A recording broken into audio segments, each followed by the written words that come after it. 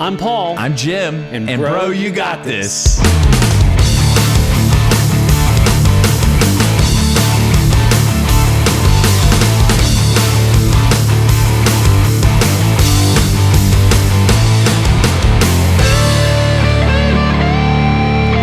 Welcome to the Bro You Got This podcast. I'm here with the man who put Cruz in cruise control, Pastor Jim Cruz. And I'm here with the Meryl looking down the barrel. I still don't have it right. It's fine. Today we're going to be talking about, it's the holiday season, bro. It's is. Christmas time. And we're going to be talking about the greatest time of the year is giving and serving. And that's what we're going to talk about today, is just serving and just what we've experienced over our lifetimes, and just how great it is. There is the old saying of, it's better to give than receive. And I think that is one of the most truest statements that is out there. That's it. And that's like one of the only read verses in the book of Acts, because he's quoting Jesus. Directly quoting that's right. Jesus. That's amazing. And it's a fun fact. Well, hey, so fun fact, today It's my anniversary. How many years now? This is 33. 33? Mm-hmm. Wow. Yeah. That's incredible. Have I been married 33 years? Wait a minute. Is it 33 or 32? It's 32, bro. That's 32. It's a good thing we did this podcast. Yes. My guy math is terrible. Oh, so. mine is too, though. Yeah, I always have to think 92, then 90, and then I go, okay, and then I add 2 years to whatever that is. So we got married back in the 1900s. The 1900s. Yeah, we're old. Both of us are really old. Old as dirt. No, we're not. We're not old. 32. So happy anniversary, babe. Yep. Happy anniversary. Tara. That's incredible. 12/12. So I have a question for you. Oh, Yes. go ahead. 12/12. Yeah. Oh, it is 12/12. 12/12. It's a great anniversary date. So in 2012, it was 12/12/2012. Yes, it was 12/12/12. There was a lot of weddings that day, by the way. Was there really? Yeah. I think I was asked to officiate a couple. Really? Yeah. Mm-hmm. Oh, I bet. That would be a good day Yeah. to get married. All right, going back to our childhood, you ready? I have a question for you. All right. What is one of, because I have many, what is one of your favorite Christmas gifts you ever got? Wow, I have many. I have many that I can think of, but I would say one of my favorite Christmas mornings, because we did the whole Santa Claus thing and all of that, and I would say probably third grade, I got a brand new train set, and it was like epic. I just loved, in that space and time of my life, the whole train sets. Yeah. So it was like one of the most memorable gifts I had. One of my favorite, I have a couple favorite Christmases, but my favorite toy I ever got for Christmas was this big yellow crane. You know, the cranes that are they're real tall and they like swing out and have the thing that comes down and grabs things and moves things around. Yeah. I got one of those for Christmas in the third grade. Wow. And I geeked out on this thing, dude. I was picking things up and all of that. And then years later, it was my favorite toy. Years later, I'm like 18, 19 years old. I come home and my mom's having a garage sale and this thing is out there. She's going to sell it. She was going to sell my crane because I just had it in my room. And like, Mom, you cannot sell my crane. This is my favorite toy ever. And bro, if I'd have thought about it, it's actually in my attic right now. I still have that. Wow. Man, you save all of this stuff. I I commend you. I mean, I'm looking at this pristine BMX bike in the background, and you just have held on to all of this stuff. And I'm in awe with you. I try to hold on to the things that I really that like, means really something to matter. you. Yeah. You know, and I think someday, you know, like, this is a little morbid, but when I'm gone, you know, it's like my grandkids will have my bike at some point. Hopefully they'll never sell it. Dude, on TikTok, I've been getting been scrolling and there have been like old BMX bikes coming up for sale and they're like $2,600. What? Yeah. Like, but they're in mint, they're like original spec, all that. Mine's not original spec because I customized mine. But yeah, a Diamondback, a Hutch, so PK wild. Rippers, Yeah. all kinds of things. Haro, all of those bikes anyway. The GTs, Red Lines, all those. So yeah, bikes. so if you have a favorite toy, save it. Yeah. Not every toy you can save, but there's just one or two. Like it still works. I'll pull it out every once in a while. And like he has this little crank and this little gear shift. And he goes, and it goes down and it grabs it and pulls it up. So cool. I look back, Paul, because we grew up in that first original Star Wars phase. Yes. Where all the Star Wars action figures were coming out. And I know a few of my friends really held onto their action figures in mint condition and all of that. I didn't. I mean, I remember getting all those and using the junk out of them. They're worthless, but there's some of those things I'm like, man, I wish I would have held on to some of that stuff. Did you ever, and I did this, like with your G.I. Joes and some of your like military guys, did you ever like blow them up? Oh, yes. Of course. Strap a firecracker to them, throw them, and they would explode. Of course. Yeah, that was fun. Did you guys have M80s back in the day? Yeah, we did. I had a neighbor that had a whole arsenal of those things, and he would make the little 8mm movies. Yeah. And he would do his own Star Wars movies, and he would blow stuff up. And I actually found a film that I don't know how I ended up with it, but I ended up with my neighbor's 8mm film of this crazy movie from Star Wars that he reenacted. And he made, what do you call the snow movers in Empire Strikes? An AT-AT? Is that what it is? Yeah. The big guys. He made one out of paper, dude, and then blew it up. It was just crazy. I watched it. I'm like, this is crazy high-tech stuff. Why is it so cool to blow stuff up? I don't know. We're just dudes. Yeah, we're dudes. Probably ladies, any lady that is watching there, like, I don't get you guys. But it's just fun. This is really dangerous, but when I was like 12, I grew up with these neighbor boys who I will not mention their names because I don't want to get them in trouble. They won't get in trouble, but whatever. We decided, so back in the day, my dad loved to drink beer, and he had they used to have these big glass bottles that beer would come in. And we filled that thing with gasoline and gunpowder. What? And put a fuse in it. It was a big glass thing. And it just picture a big like root beer soda bottle or beer bottle. And we put it in there, lit it with a fuse. And then it caught the gasoline on fire. And it sounded like a jet, dude. Just whoo, and then it just went boom when it hit that gunpowder and it left a hole in the ground. We could have died, man. It was the dumbest thing ever. But we were just like, yeah. I think back to how much room our parents gave us. Yeah. In the 70s and 80s, I mean, we would just take off on our bikes, right? Free range. Not have to come back until dark and until dinner was ready. But our parents didn't know what we were doing. Like, we were going to the fireworks booth, and I don't know how we were able to buy fireworks, but we were taking them all and kind of redoing them and kind of remaking them and making bombs out of these fireworks. It's so dangerous. Dangerous. So lucky I still have all my fingers left too. on my I used to light them and throw hands. them. Yes, you're right. We are the reason there are stricter laws for fireworks. That our generation is the reason. So you're welcome. We were completely irresponsible, and I don't know how we got into that. Bombs. Making bombs. You're the bomb. You're the bomb. You're the bomb.com. So somehow we got to segue that into Serving. Yeah. Christmas time. We're serving up the bomb right there. What is wrong with us, dude? What is wrong with me? Greatest gift ever got was that. One of the greatest gifts was the crane. And Jesus tells us in Scripture that the greatest thing we can do, if you want to serve, that's the greatest thing you can do. Like, Jesus came to serve. Who was it? James and John asked that they wanted to sit at the right and left hand, and he's like, if you want to do that, you can't do that. Number one, he said, the greatest among you will serve. Jesus wash people's feet. Yeah, he flipped the script about what makes greatness. Yeah. We talked about this in one of the earlier episodes. Like, he was just so countercultural.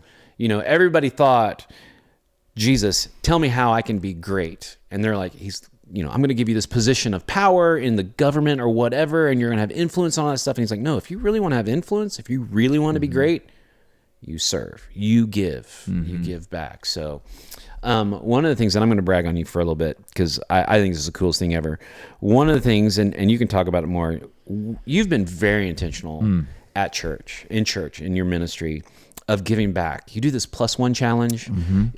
We do serve days. There's some things you're doing for foster kids, for women's health now, which is incredible. So just kind of unpack some of the ways you're giving back. We're giving back as a church. Yeah. Part of the vision, Paul, that God gave us when Tara and I felt led by God to start this church was to really define why we are a church. Why does this valley need another church? And God told us specifically, I want a community that is about my love, my generosity, and my hospitality. And to bring that love, to bring that generosity, and bring that hospitality. And so we did it. And we were very intentional coming out the gate. We were, I don't know, maybe 2-3 months in, we did a massive serve day with the group of people that we had. And at the time we had maybe 60 people, and we had half the 60 people show up for a serve day. We did 4 or 5 projects. And now we do this rhythm twice a year where we have anywhere from 10 to 20 different projects around the community, providing, free food at Chick-fil-A, to pumping gas into people's cars, to washing people's cars, all kinds of different projects, cleaning up yards from the elderly to, single moms. And we had last serve day, we had 300 people that came to our serve day that were making a difference in our community. And then on top of that, we had this idea, and this actually came from my wife, and she's like, we should do like 25 days of random acts of generosity leading up to Christmas. So everyone's familiar with advent calendars where you open up the little window and eat a piece of chocolate. So we created a calendar of random acts of serving and being generous, so that we hand them out of the church so that people can take their families and say, okay, like as we lead up to Christmas, which is the greatest gift that the world has ever received, which is the Son of God. Right. And it was God's generosity towards us. So it's like, okay, this is a season of giving. This is why we give away presents and do all of this kind of stuff on Christmas. But we're going to take 25 days, December 1st to December 25th, and we're going to do an intentional act of generosity and serve in some capacity in our community. And it's so fun. It's like, from paying somebody's meal, like in the drive-through, to finding a crossing guard and giving them a free hot drink or whatever. One of my favorites is, I think it was like, leave some money and go to the dollar store and leave some money underneath leave dollar bills. Leave dollar bills. Yes. And just in like random leave places. them in random places. Well, we'll keep talking about the other ways, but you talk about like no strings attached, Jesus style love. Like when we go out and do these serve days, which I've had the privilege of like going out and filming and doing interviews and just capturing all of it. It's the coolest thing to see. Like people just go, you want to fill my tank up? Yeah. And they're expecting this pitch. And it's just like, we'll pray for you, but exactly. We offer to pray. And if people are like, no, thank you. We're like, okay, well, but we're still going to fill your tank up. We're still going to give you Chick-fil-A. Yeah.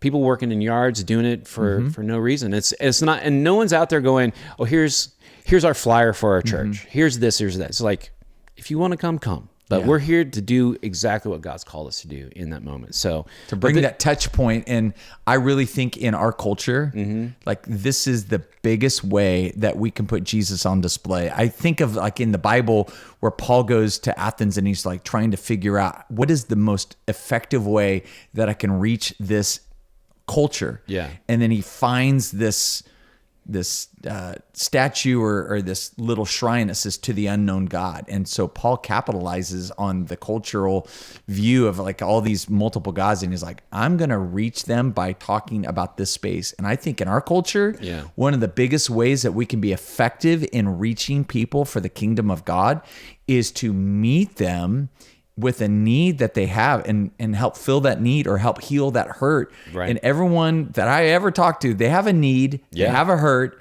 And so when we make ourselves available by serving in that need or serving in that hurt, I mean, you see you see tears, you see people saying, I'm going to come to church, or man, praying for people right there on the spot. We watched 3 different people get healed as we prayed over them at a gas station. Yeah. And these people probably would have never said yes to having somebody pray for them had we not stepped first towards them with a random act of generosity. Yeah. And it's a leap of faith. Service is a leap of faith. It's part of our faith experience. It's like, God, I believe I believe your word. You've called us to do this. Yeah. You've said, if you do to the least of these, you're doing it unto me. I'm going to step out in faith and I'm going to do that. And when you do that, all of a sudden it activates a deeper experience for you and for your community. And that's what's so cool, Paul. And a lot of people don't realize this because we overthink.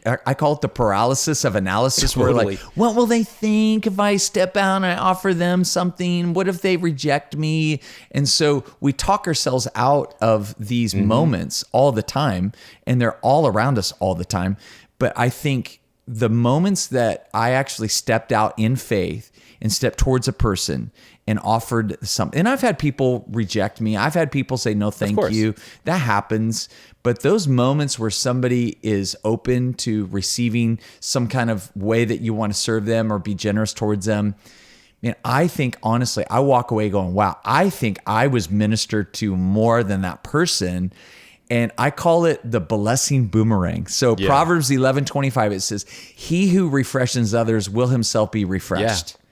And so as you step towards somebody, even though maybe you're not feeling generous or maybe you're not feeling like you want to serve them, but maybe you're in the moldy grubs. Maybe you're just like down on yourself. Maybe you're just ridden of anxiety and you're like, I don't know, I'm not feeling it. But you step towards that and you give anyway, you serve anyway, and then you walk away and all of a sudden you're full of life, you're full of joy, you're full of peace. And why? Because that movement towards that person activated something in your own soul and it woke you up in all, like, the chemistry of the body, right? The dopamine. You're right. And all of that. There's actually in psychology, it's called the helper's high. This is a real thing that they've studied, the way our bodies respond to generosity or, stepping out of yourself to serve somebody else, that there's a chemical reaction in your system and it's a feel good, like a drop into your system to where I think it's God's reward system. Like, I'm going to make you feel good so that you'll want to go do this again. Look, it is 100% the coolest thing to do to give. Tony Campolo, who just recently passed away. Did you see that? No. Tony Campolo passed away. And Makes sense. I mean, he was older 20 years ago. Yeah, he was an old dude. He had to be in his 90s. But a prolific, evangelist, speaker of the church. One of the things he said is the funnest thing to do is to, back in the day, they used to have toll booths where you actually had to drop money in. One of the funnest things to do is, they had the tellers. You would go to the teller and you would give them money and you say, here's mine. And I'm also with the people behind me, and you pay for them. Yeah. And he said, it's worth the extra 75 cents just to see them come up beside you and just wave and say, thank you, for paying. Just the most random acts of kindness are so cool.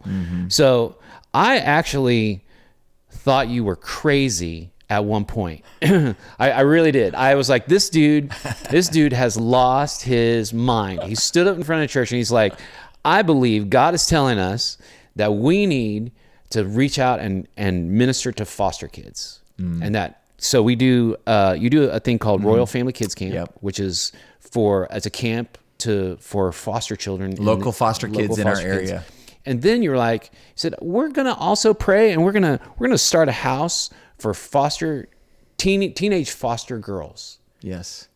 And I was like, we'll see if that happens. Yeah. And I was like, okay, God, I believe I'll believe it. It's gonna take a miracle. And it wasn't like 2 weeks later, you're like standing in front of the whole church. Yeah. Somebody donated a house. Someone donated a house. Yeah. You have a person house and people are giving money to it. We went over there and I was like, this is the coolest thing ever. And it's full of how many girls are there now? There were 4. They just added a 5th girl who is 4 months pregnant, 16-year-old girl. And it's called the Beverly. Right. And so we're 80s kids. So remember the show Facts of Life? Yeah. Right? With Blair and Tootie. It is the Facts of Life. It is. It is. So it was so funny because I was telling Shaylee, who is the house mom, I said, you're the modern Mrs. Garrett. The modern Mrs. Garrett. Yeah, she's taking care of all these girls that, have all kinds of trauma and trouble in their background, and Shaylee is just loving them with the love of Jesus. And I love the fact that we get to champion her vision and her heart to be that stable mom who loves them unconditionally in their life. Well, and it was a big, for me, it was this is exactly what the church is supposed to be doing. Yeah. It's because we talk about abortion all the time. It's but what are we doing about it? Yeah. What are we doing to help the orphans? There are orphans. Yeah. The church has been so loud about advocating for the unborn, but the church has been so quiet for advocating for the already born. Yeah. And there's so many kids out there, Paul. I'm convinced, bro, that the American foster child is actually the American orphan. Yeah. This is there's a heavenly mandate. It is explicitly in the Bible that says, take care of the widows and orphans in their time of distress. Yeah. And it's these foster kids are the American orphan, and they're in distress. And we as the church have been mandated to do something for them. And not everybody can open up their home and bring in these foster kids, but everyone can do something. And so I look at the church maybe there's layers of ways that we can get involved, whether it's that the church providing a house, the church providing a summer camp for these kids. These are all touch points to try to introduce these kids to the ultimate healing agent for their life, which is Jesus. Yeah. Because they've been through trauma. Paul, it is gut-wrenching when you start walking through the stories of these kids and all they've endured. Right. There was a child at our last Royal Family Kids Camp that had been to 30 different foster homes. 30? 30. Bro, how can you have a normal life? How can you expect And they were only anyone- 12. They were only 12 years old. Are you serious? 30 different homes. Getting to a home, this isn't going to fit, where you got to take you somewhere else. It is so problematic. And there's no easy cookie cutter solution. It's messy. I highly encourage people. There's a movie out called The Sound of Hope, the story of Possum Trot. Yeah. And it's on Amazon Prime. And it's a story of Bishop Martin and his wife, who were pastors, and they're still pastors in Texas, in this little town called Possum Trot. And they were activated. They felt God called them to say yes to bringing some kids into their home. And then he activated his whole entire congregation to say yes to bringing these kids in. And within a matter, I think, of the year that they said yes, they emptied out their whole social network of kids that needed placement. And there were no kids in the county that needed placement because Bishop Martin and his entire church said yes to bringing these kids in. It's so inspiring. But cool. what I love about that movie is it shows the realness and the rawness of saying yes to this, because it's not clean. It's very messy. Yeah. And when you're saying yes to this, you're, just like helping anybody in recovery if they're really injured. There's bandages that you have to change out and you have to stay with them and you have to care for them. And the same is true for these kids that have been through such neglect and such abuse. It's a daunting task, but everyone can do something. And so we as a church said we can do something. Yeah. And I feel like we're just getting started. I think there's more things that we can start doing. Well, don't listen to the guys who think you're crazy.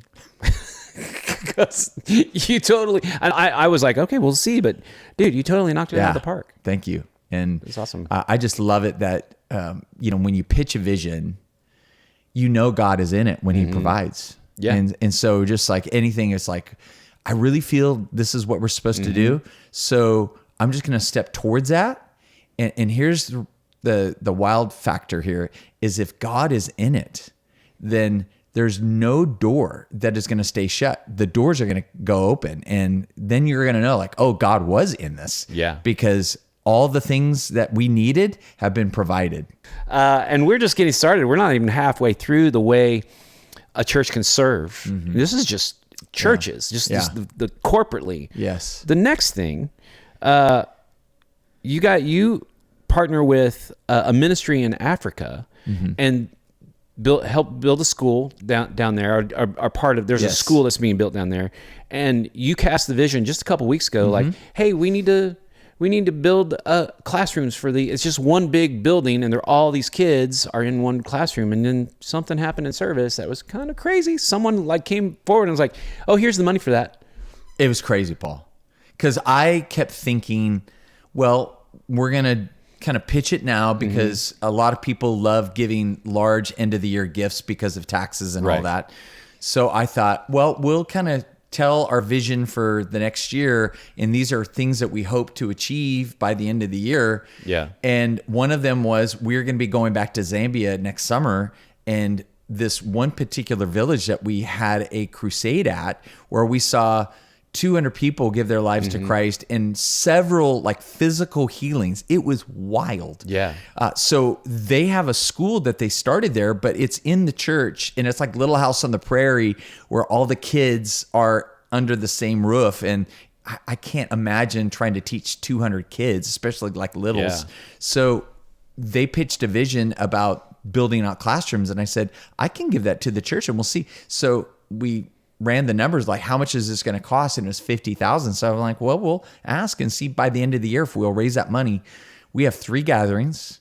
So the first gathering, I played the video, showed them the vision. At the end of that gathering, I had a couple come up to me and they said, we want to be anonymous, but we want to give you the $50,000 to build that school and those classrooms. It's the coolest thing. It's the coolest thing. We were you announced it in both the next services, and it was like, everybody was like, what in the world? This guy's crazy.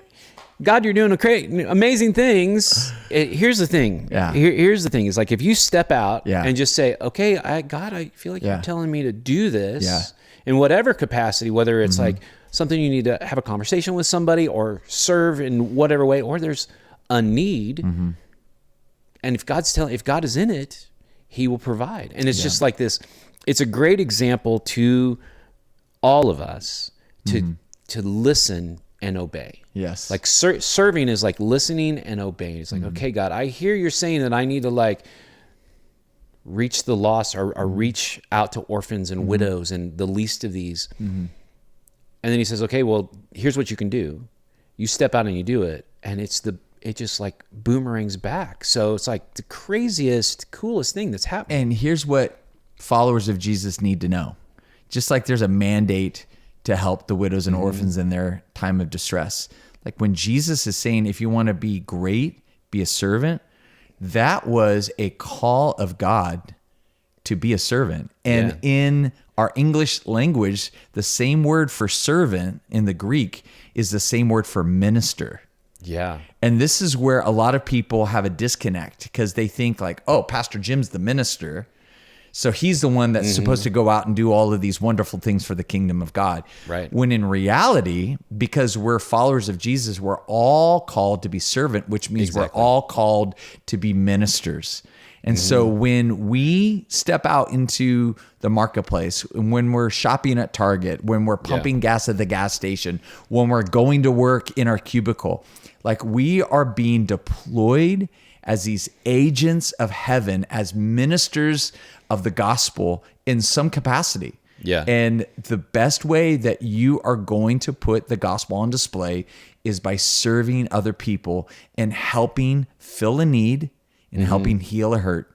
If you do those two things and you can be aware of all the people around you, everyone around you has a need, everyone around you has some kind of a hurt that they're wrestling with. Yeah. I had something happen the other night. I haven't had a chance to talk to you because we haven't been able to just like connect because our lives have just blown up for some reason lately. But so there's a group of us in church that have gotten together, the storytellers, and I went over to the storytellers gathering, and it's media professionals, people in the creative arts industry. And so we were talking, and I left and I needed to go get gas. Well, the gas station that I normally go to, they were completely out of gas. They closed it off and I couldn't get gas. So I went down to this other gas station that I actually know the people there too, because I'm a nerd like that. I like to get to know people. Anyway, it was late at night. It was about 10:30. And I'm the only one at the gas station and I'm pumping gas. And this huge, massive guy walks up. He's wearing nothing but black, walks up to me, and I don't see him, scares me to death. And I was like, whoa, like that. And then I just start cracking up. I just start laughing hysterically because it was hilarious. I jumped. Yes. And he has a gas can in his hand. And he says to me, would you mind giving me some, I'm out of gas. Would you mind giving me, filling up my tank? I'm filling up my gas. And I was like, of course, bro. Yeah. So I was just like, I laughed and he apologized. He scared me and everything. And so I'm filling up his tank and I start talking to the guy a little bit. He's from Belize.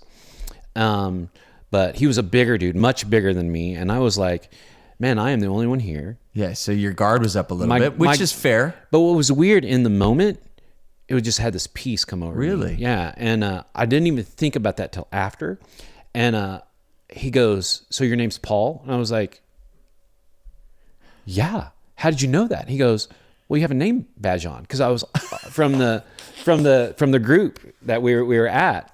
And so I was like, oh yeah, I was at a church group. I was at my church tonight, just meeting with some people. And he was like, hey man, I just really need some prayer. Would you just give me a word? And so I stood there and I prayed for this dude. Wow.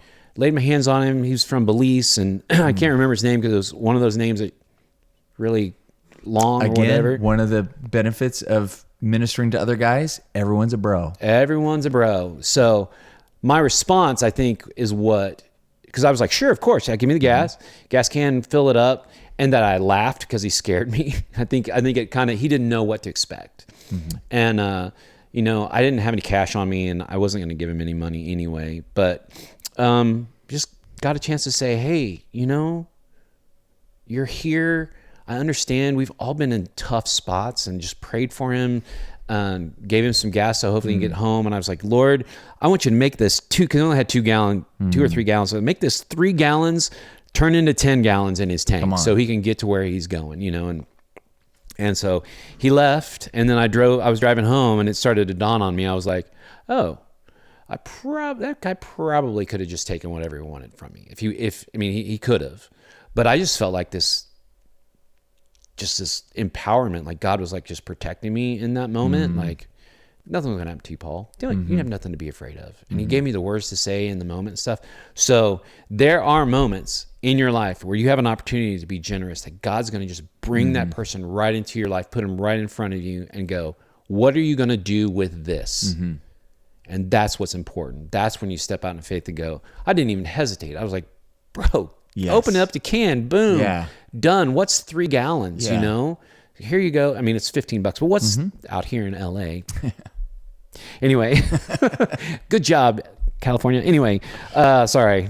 Gas is it's crazy. It's frustrating. But anyway, the point is that you can serve in corporate, and you can also serve in the moments that God puts right in front of you. And you got to be looking for that. You have to have eyes to see and a heart willing to just jump out and go, okay, here it is. I'm going to do what you told me to do. And the boomerang effect happened to me. I was like, this is the coolest thing ever. Thank you, God, for the opportunity. Here's the cool thing, Paul, is Scripture tells us we cannot outgive God. Yeah. So the more that we're giving, the more that God is replenishing. And I would argue that our church is doing so well today because we are so intentional about being generous. Exactly. And I'm just blown away about how God has taken care of not just Tara and I, but our church. Yeah. I'm blown away too. I've been in the church all my life, and I'm like, not all my life, but since I was 16. And it's like, I don't know, God's just doing some really cool things based on the fundamental principle of serve first, love first, and be generous, and God will, and He'll take care of the rest. Yep. So another thing that the church is doing is women's health care. Yes. Talk about that. Well, I will say this has been a blind spot for me. I think being a bro, I didn't really have a whole lot of knowledge when it came to this conversation that women were having specifically around the subject of abortion. And, obviously I've been a major advocate for the unborn for a long time. And ever since, I think honestly, I was a part of a conversation even before I was really serious with my relationship with Jesus, just because I saw. And we've always had an awareness of that. But in this last probably 5 years, there's been a shift, almost a reframing of how women specifically are looking into this conversation. And they just feel at large that government is overstepping. And so they're like stepping into their own healthcare issues, and they no longer have rights over their bodies, which is interesting because watching COVID and all the vaccines and both sides, my body, my choice is funny because they're both saying the same thing, but for different purposes. Right. But I just stepped back. And one thing I do, Paul, and I can't say that everyone does this, but when somebody has a counter view that I have, instead of going online and debating them and why they should have my view, I have learned to be quiet and listen. Yes. And so in this whole season over the last 5 years, I have listened, especially as a man who is not in that position, who's not being put in these really hard decisions like women, especially young women, are having to make in the area of their reproductive system. And so the number one thing I kept hearing is like, this is like, we're not getting our right women's health care, and we need, this is going to be taken away from us. And I was like, okay, I'm listening. And what is the church doing to really advocate for women? Because if you look at Jesus's ministry, he was a major advocate for women. Like, I would argue that Christianity has done more for women's rights than any other kind of religion or any kind of other even ideology. Like, Christianity has championed women. And since, Jesus, meeting with the women at the well and all the things that he's women done. were the first to discover Jesus had risen. That's right. That's right. It's amazing. Which is unprecedented that the stories of Scripture would feature women like that, because it was not a thing that, if you're going to really want to champion a story, you make women like the main character. You just don't do that. So that's what really proves Christianity, along with other things for me. But really looking at how the church ought to be championing this idea of women's healthcare. I'm like, what's the church doing? And there's like some crisis pregnancy centers that, do ultrasounds. So if a woman finds out that she's pregnant, the go-to way that the church has been handling is like, get them to see their baby in an ultrasound, and they're going to see that this isn't just a cluster of cells, that this is a human inside of them that God has knitted together and formed together. And then they will be less likely to take the life of the child. And that is statistically true, but it is not answering the cry of our culture, saying, what is the church doing to advocate for women? We know what the church is doing for advocating for the unborn, but what is the church doing to advocate for women? And I said, they have a point. So I did my own research, and I found this gal named Talitha Phillips, and she is the CEO for Claris Healthcare, which is a Catholic charity, but has answered the call to be a full-service women's healthcare clinic to answer a lot of these people and saying, what is the church doing for women's healthcare? They have a full mobile unit that are taking care of screening for women. They're helping women not just in this decision of pregnancy. They're saying, for those women that made the decision to abort their child, there's trauma, Paul, and nobody talks about that. Yeah, like, no one does. Like setting aside our stance about how God has formed that baby, nobody's talking about the aftercare for the women that have made the decision to abort their child. There is major trauma physically and emotionally. Yeah. And so Claris has championed that idea and saying, let's just sit with women, not to throw shame on them or throw guilt on them, but to walk women through and care for women in making these tough, difficult decisions that they made. So Claris checked all the boxes for me. And I'm like, Talitha, we are in. What do we need to do to help you? And so she gave us a laundry list of things that we could do. So we started being generous towards Claris Health. However, I noticed that locally there's nothing being done. She is like in the greater Los Angeles area, and if people are not familiar with how big LA is, massive. It's massive. And they have one mobile clinic to service the whole greater Los Angeles area. Well, we're outside of LA County. We're in Ventura County, even though we're, not too far from LA.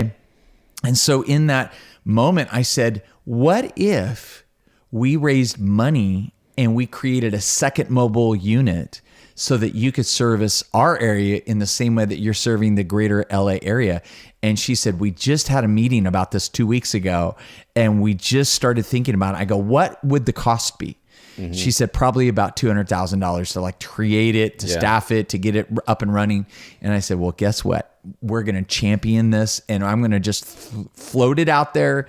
And maybe one person is there going to say, all right, we hear you, but we want to be a church that cares for the unborn, that cares for the born, and that cares for the women. Yes. We want to be that church. Absolutely. And that's what is happening. Yeah. It's incredible. I had a long conversation with my daughters about all of it, women's health in particular. Because, as a bro, you're just like, we're tough. I mean, I don't... Yeah. We're just made. We're made different. Yeah. We're made to do the hard things physically, and women give life. Their bodies are designed to give life, and it's completely different than ours. And they need healthcare in a different way than we do. I can go for however long and not have to go to a doctor. Women need to have that service available to them immediately. And this clinic, I'm telling you, I feel like the women in our church just went, whoa, that is the coolest thing. It's like we believe that. We believe that women are important and women's healthcare is important. And that's the answer to, a cry in the culture, like you're saying. And to answer the critics in our culture that the church doesn't care about women. Yeah. And because they're so big advocates, for the babies, and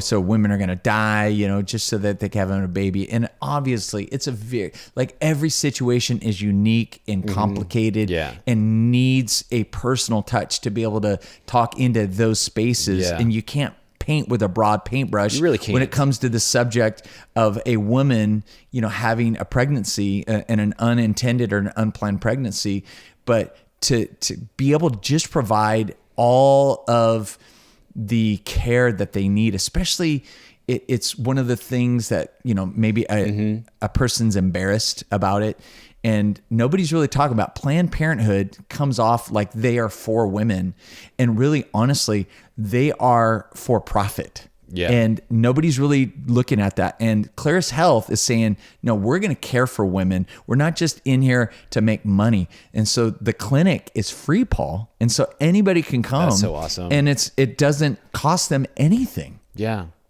Wow. We'll, wherever this is, we'll put some links in the description so you can find out more information about that. But I love that there is a proactiveness that is happening with that issue, with all of the issues, that it's not just like God calls us to be proactive in serving. Like scripture says, and I'm going to get it wrong, but scripture says, give me ears to hear and eyes to see. Maybe it's the other way around, but ears to hear, eyes to see. Lord, give me your vision. Give me your eyes to see the world the way you do, see the needs and respond. You were a youth pastor, I want to say, during this time, but you remember the artist Brandon Heath? I do. Yeah. He wrote a song called Give Me Your Eyes. Yeah. Give me your eyes for the brokenhearted. Oh, it's such a good song, bro. Yeah. Cool. When that song came out, I would listen to it and I would literally like close my eyes, and that song became a prayer. And that's very rare in the Christian music scene to like have a song. It was catchy. It was like, at the time, I think it was like one of the number one Christian songs, but it was a prayer. That song was a prayer. And if we could make that our prayer every day, imagine like God opening our eyes to seeing the opportunities that we have around us to be the servants, the ministers in all kinds of capacities, whether it's filling up a guy's tank at the gas station or helping a coworker that is in their cubicle crying. Yeah. It's like we are the ministers being sent by God Exactly. to do his work here on earth, to bring heaven to earth. Exactly. I 100% agree. And it's really cool to be a part of it, you guys. It's really cool to watch it happen. And I just would encourage anyone listening, anyone that's in the church, get after it. Be proactive in your community. There's just one more thing that you do, and I think it's super inspiring and just super quick. It's the +1 challenge. Yes. And it's basically you say, hey, let's just all come together, give $1. People cheat and give $20, but it's fine. Give $1 and if everyone just gives their little bit, we can do something great for God. Yes. And there's been so many stories that you have of like, hey, we feel like we're supposed to go give this person $1,000, and they just like, where did this come from? Jesus style, no strings attached kind of love. We just feel like we're supposed to go to this drive-through and give this money to you. And there's so many stories of that, and it's so inspiring. I've told so many of my pastor friends, like, you need to do this. This is incredible. This is the coolest thing ever. It's not some gimmick. It's God is in it. If you're really praying and really asking, like, hey, if we just all just contribute our little bit together and then ask God to direct us to the right people, he will. And so it's funny that you say this, because the early church had a reputation for their outrageous generosity. Yeah. The modern church has a reputation of being takers. Yeah.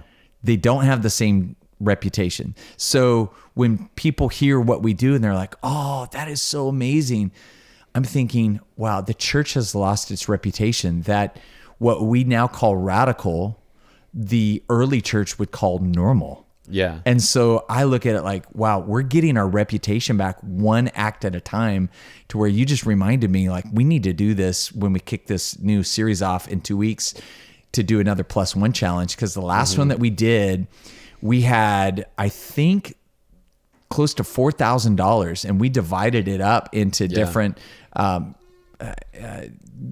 random acts. And we were led to a store, and we went into a store, and a woman was pregnant that was working there. She was ready to have a baby. And my wife and I went into the store, and we're on a mission. Like, in my head, the Mission Impossible song was going, dun, dun, dun, dun, dun, I love dun, dun. And so we're going down the aisles, and both her and I are like looking at each other. And then we saw her, and she was like putting waters there, and she was, 8 months pregnant or whatever. And I looked at her, Tara looked at her, and we looked at each other, and we immediately knew that was our target.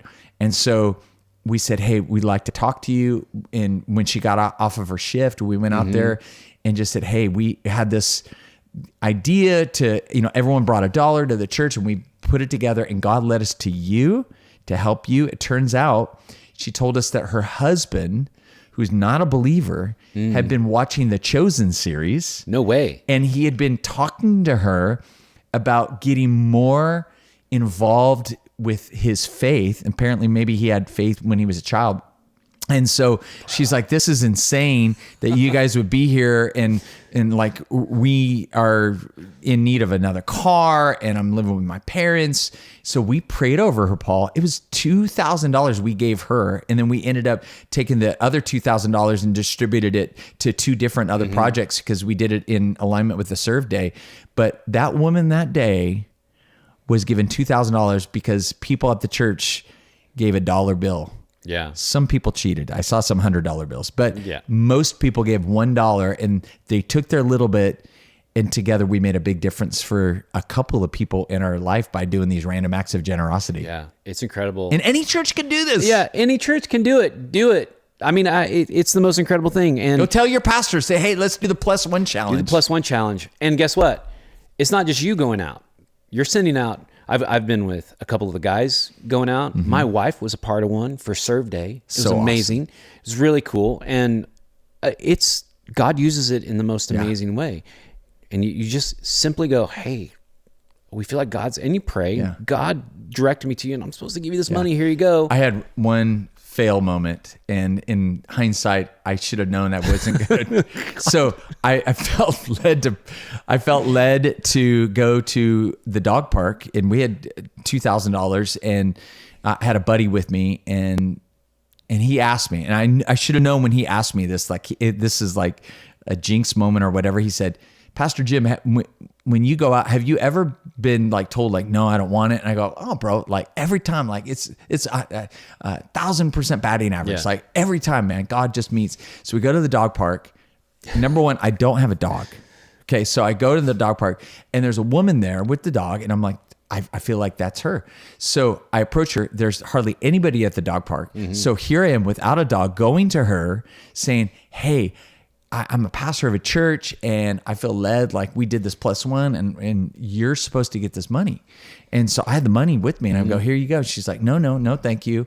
And she's like looking around and I'm like, no, seriously, like we prayed over it and you're the person. Maybe it's for you to give to somebody else that's in need. And she just refused. I like practically begged her, Paul, to take the money. And I don't know if it was me telling her like, yeah, just meet me in the van in the parking lot. No, I didn't really do that. But it was so humbling because I'm like, what in the world? Like and Tara's like, Jim, you approached a woman by yourself with no dog at a dog park. Yeah. Saying that you have cash that you want to give her. Like, hello. And I'm like, yeah, in hindsight, I should have brought Tara and I should have had my dog have and that probably would have made a difference. But we ended up taking that money and were led to a grocery store, blessed a clerk. And that clerk had a son that had some kind of brain cancer that he was dying from. And we ended up blessing her and she ended up being able to build some ramps for his wheelchair to get in and out of the house. So God used it still, but that was a very humbling experience. Well, I will tell you, we live by this philosophy, and we've taught this to our girls. Rejection is protection. So God protected you from something, and led you somewhere else. That wasn't who you were supposed to give it to. And we've had numerous times in our lives where we're like, we didn't get to go do this thing, but that's because God doesn't that's not his plan. That door didn't open. We go somewhere else. So anyway. I think it was God humbling me because I don't hear God perfectly. None of us do. I've had a lot of wins. I've had a lot of stepping out in faith where God was there. But I don't hear God perfectly. And there's sometimes I just like, I thought that was God, but it must have been the Taco Supreme I ate last night. I don't know. Taco Supremes are great. They are the best. So they give you some funky dreams at night though. They do. Especially if you eat after 9 p.m. Okay, last thing. Taco Bell. What was your go-to in the 80s? Man, I dug the Burrito Supreme. Me too. It was the best. Jam. Burrito Supreme. Do you remember the Anchorito? Oh, yes. Of course you would like the Anchorito because I like the Anchorito. I loved the Anchorito, and they got rid of it. They brought it back for a little bit, and they changed it. They used to make it with this corn tortilla. And when they brought it back, they did it with flour tortillas. I'm like, no, it's got to be with corn tortilla. They're trying all these fancy stuff. I'm like, no, bring back the original stuff, man. Exactly, the original. Oh, man, we keep talking a lot about this. So we'll continue the conversation about service because that is a thread, that is a core value of being a Christian. It's just serving and serving with all your heart. And I'm telling you, if you are in a place in your life where you're down and you feel terrible, you're depressed, whatever, the greatest thing you can do is go invest your life in others. It gets your mind off of yourself and onto others. Martin Luther King said it this way, and I'm going to quote it wrong, but Martin Luther King said, everybody can be great because anybody can serve. Everybody can be great, but anybody can serve because anybody can serve. So go serve. It will change your heart, your mind. I'm not saying that you're going to like money's just going to fall from heaven, but it changes things for you. It literally changes your brain chemistry. It does. And I think even if somebody is listening to this, that's not even a follower of Jesus, that maybe, they're just out there, they believe in God, but they're not like really buying into this. I will tell you that this isn't just for believers in Jesus. Like there's a call of us to live this way, but I believe God has wired us to serve. And that's why he's built in this brain chemistry that when you do it, he rewards you. And you don't have to be a believer to feel the good feelings and the good effects of giving yourself to another human to help them in any need that they have.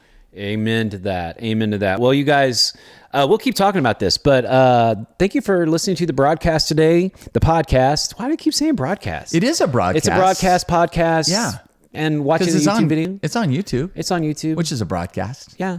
So podcast, broadcast. And we just want to encourage you, whatever you're going through in life, seek God with all your heart, and He will answer. He will speak into your life, and because bro, you got this God who loves you. Just remember that you got this God who loves you, and even if you're a lady, He's got you too. So it's just not for bros, but it's just fun to say, bro, you got this. Girl, you got this. Girl, you got this. There's going to be a new podcast. There's gotta that's going to be be at some called point. Girl, You Got This. Girl, you got this. Girl, you got. I don't know. What would they say? Girl, you got this.